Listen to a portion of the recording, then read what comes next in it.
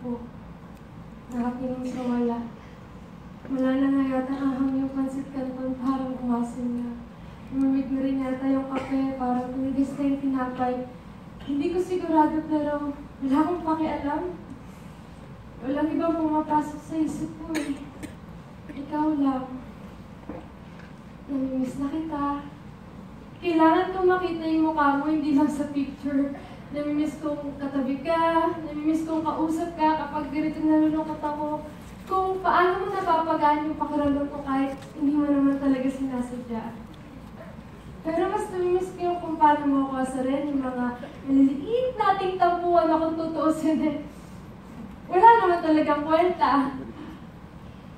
Mas gusto ko pang magkaaway tayo kaysa ganito eh. Nasaan ka na kaya? Iniisip mo rin kaya ako?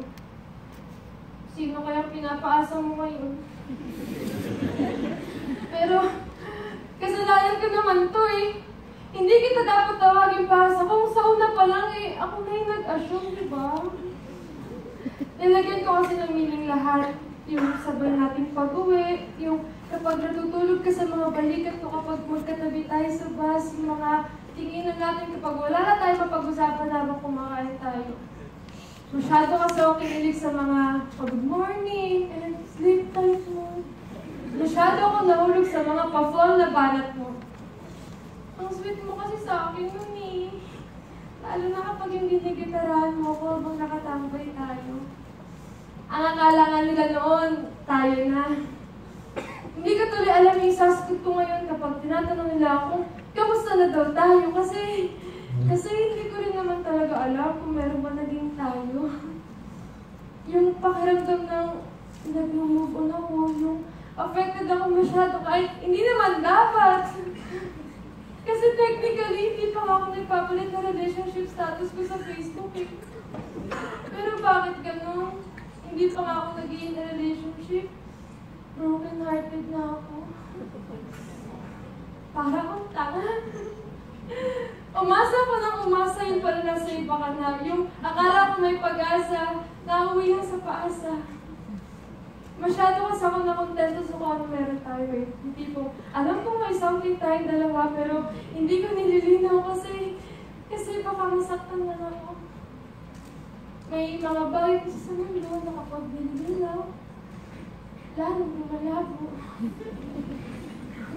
Kaya ngayon, hindi ko alam kung ano nga po talaga kita. Hindi naman kita ex-boyfriend, pero may naging something eh. So, ano kita? Ex-something? Ano ba yun? Mabuti pa yung biglang lakad natin na tuloy yung biglang something natin.